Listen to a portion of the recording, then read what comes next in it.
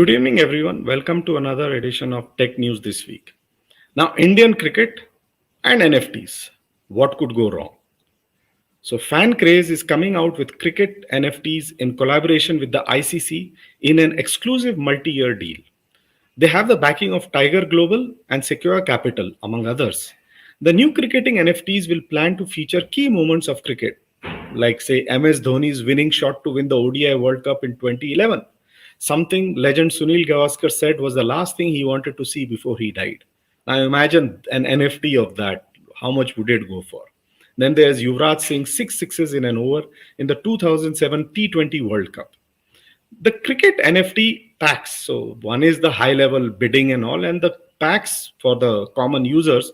The cricket NFT packs will start as low as $9 a piece. Now it's not nothing new. Sports organizations all over the world have tried something along these lines. So similar schemes have come out from the NBA stable in the US. And the NFT craze, wherever you go, is spreading like wildfire. After Twitter, Reddit will also allow users to set an NFT as their profile picture. YouTube is considering NFTs. Lamborghini NFT plans include auctioning 5 pairs of linked digital and physical art, digital and physical.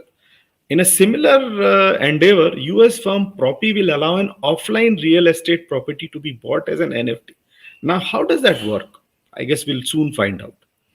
Now, if you see, 2020 was the year of Geo. I mean, if you remember, the deals were like crazy. At least a dozen deals were with high profile tech companies and VC companies, and it was absolute boom time for Geo. In 2022, Airtel has started with the deals. Airtel has sold 1.28% of its stake to Google at $700 million. A further $300 million will be invested in many things. Among one thing will be affordable smartphones. Now, that would be interesting. Remember the proposed Geo Google phone sometime back? So now could we have a Airtel Android Google phone?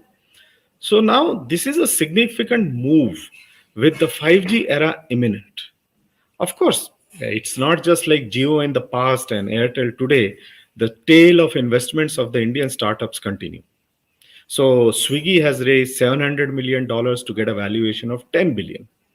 Ola has raised 200 million to get a valuation of 5 billion. Moglix got 249 million to get a valuation of 2.5 billion.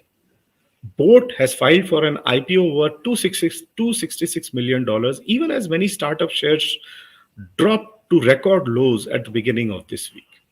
So the money flows in, investments continue, and it's just a tale of millions and billions. That's it. Now, another success story during the pandemic is Apple. I mean, Apple long back was the first company to get 1 trillion market valuation. Then it got 2 trillion during the pandemic. Now, it got 3 trillion. So of course, market caps and valuations go up and down, but just imagine got 3 trillion, which was at par with, the GDP of India. Of course, again, you can't compare valuations and GDPs, but still.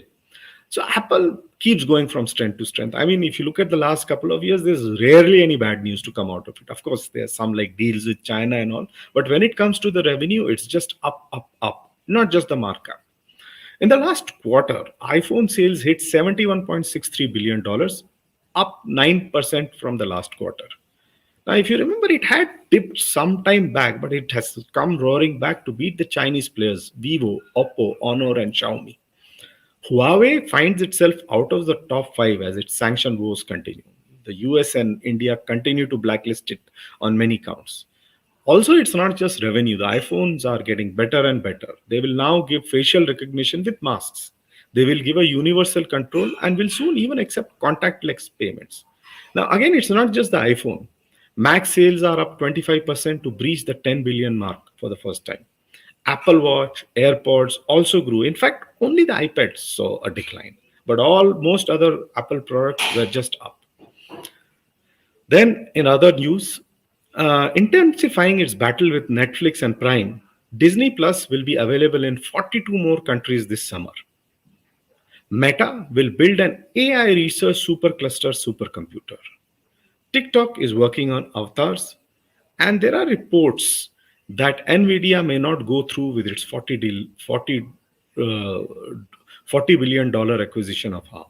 So that's the news this week. Everyone, good evening and wish you a great weekend. Bye.